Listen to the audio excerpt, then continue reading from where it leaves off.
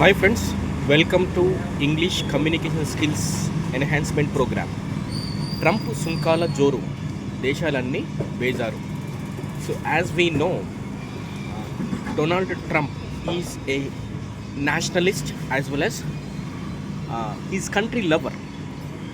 He's having great affection towards the sons of soil of America. The true citizens should be benefited. This is the intention of new president.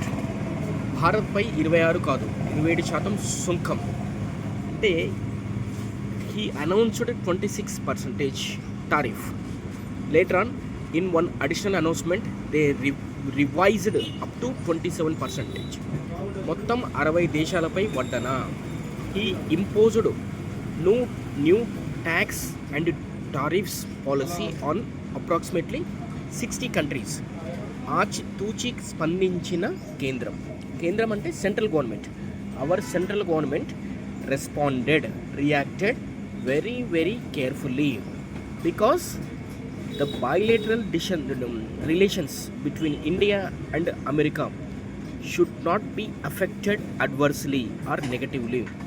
ఈ రెండు దేశాల ద్వైపాక్షిక సంబంధాలు ప్రతికూలంగా ప్రభావితం కాకూడదని చాలా ఆచితూచి కాన్షియస్లీ కేర్ఫుల్లీ అన్నమాట. మెరుగ్గా, బలంగా, దృఢంగా అంటే వారి దేశము చాలా గొప్పగా ఉండాలి. ఆపరేషన్ జరిగింది, రోగి బతికాడు, right? Operation is successful, patient is good and he is recovering and better than before stage, ముందు కంటే మెరుగ్గా అని. ట్రంప్ ప్రకటన నేపథ్యంలో భారత్తో పాటు పలు దేశాలపై అమెరికా విధించనున్న తాజా టారిఫ్లు ఎంతన్న దానిపై సందిగ్ధత నెలకొంది. అంటే డైలమా. సందిగ్ధత means dilemma. భారత్తో పాటు 14 దేశాలపై ట్రంప్ ప్రకటించిన సుంకాలకు అనంతరం వైట్ హౌస్ విడుదల చేసినటువంటి వివరాలకు మధ్య తేడా ఉంది. అంటే first it was stated as 26%. Later on it was republished as 27. Which one is right? There is a dilemma to understand. And coming to వ్యూహాత్మక భాగస్వామ్యము వైపు. వ్యూహాత్మక అంటే strategical partnership with Thailand. The country recently affected badly due to some natural calamity, that is a big earthquake. Indo-Pacific ప్రాంతంలో స్వేచ్ఛాయుత, సమ్మిళిత, న్యాయబద్ధమైన విధానాలకు కట్టుబడి ఉంటామని Bharat, Thailand ప్రకటించాయి. A joint announcement was made by both countries, Bharat and Thailand. What is an announcement? What is a notice? It is a special zone, Indo-Pacific zone. It must be a free trade zone, combinedly and lawful policies will be made by the two nations. Spontaneously I am trying to translating. I don't have any notes or any kind of support. ఈ యొక్క వార్త చదివి అప్పటికప్పుడు సరళమైన ఇంగ్లీష్లో మార్చి చెప్పే ప్రయత్నం చేస్తున్నాను. రెండు దేశాల మధ్య సంబంధాలను వ్యూహాత్మక భాగస్వామ్య స్థాయికి తీసుకెళ్లాలని నిర్ణయించుకున్నాయి. Because of the monkey activities of China, we should be very careful and we have to maintain the cordial relations with all the neighboring countries irrespective of our likes and dislikes. మనకు ఇష్టం ఉన్నా లేకున్నా మన పొరుగు దేశాలతో వ్యూహాత్మక సంబంధాలను పెంచుకోవాల్సినటువంటి అవసరం మన భారతదేశానికి ఉంది.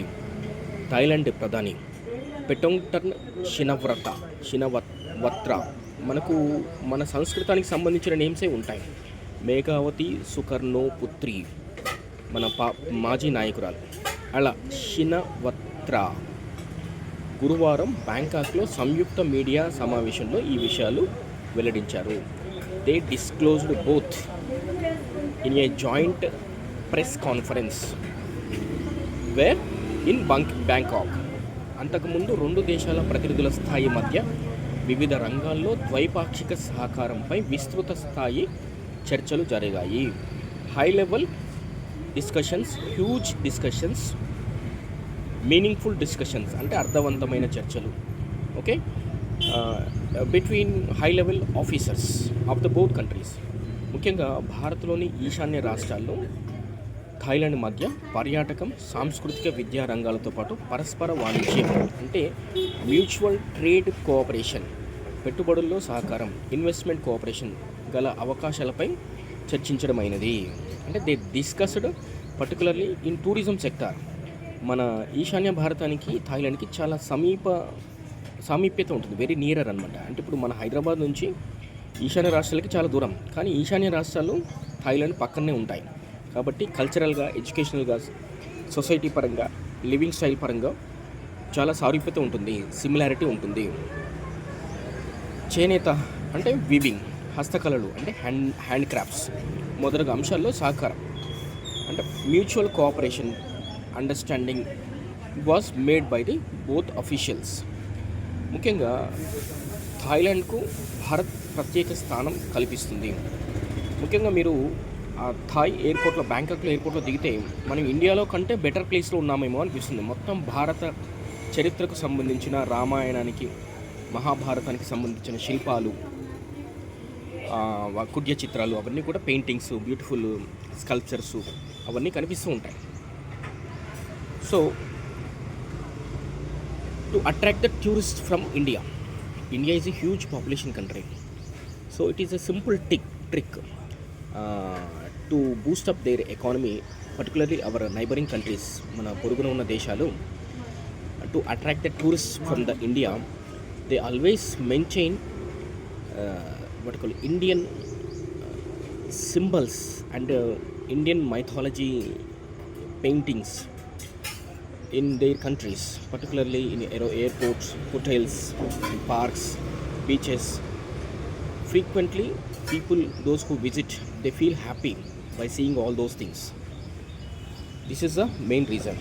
వాళ్ళు ప్రత్యేకించి పరిశ్రమలు, వ్యాపారపరమైనటువంటి ఇతర చర్యలు తీసుకోవాల్సిన అవసరం లేదు. కేవలం వారి టూరిజం అభివృద్ధి చేస్తే చాలు, భారత్ నుంచి టూరిస్టులను ఆకర్షిస్తే చాలు, వాళ్ళ యొక్క ఆర్థిక అవసరాలు తీరుతాయి, వారికి ఆర్థిక వ్యవస్థకు ఎటువంటి ఇబ్బందులు లేకుండా ఉంటాయి. But 1-2 countries they are not realising the importance of tourism economy because world has become a small global village. People are moving from one country to another country for so many reasons, not only for business purpose, job purpose, but also tourism purpose. So free trade, free traveling and less restrictions will encourage business as well as cooperations among nations. So that's all friends, this is the conclusion.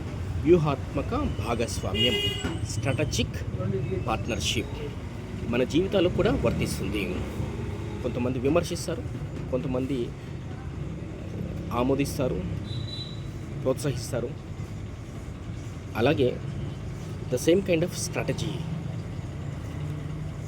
Should be implemented in individual lives also, in political parties, in offices, at our business places, everywhere. Behaving strategically is very very important. వ్యూహాత్మక జీవన విధానం, strategic life. Okay, thank you, have a nice time, bye friends.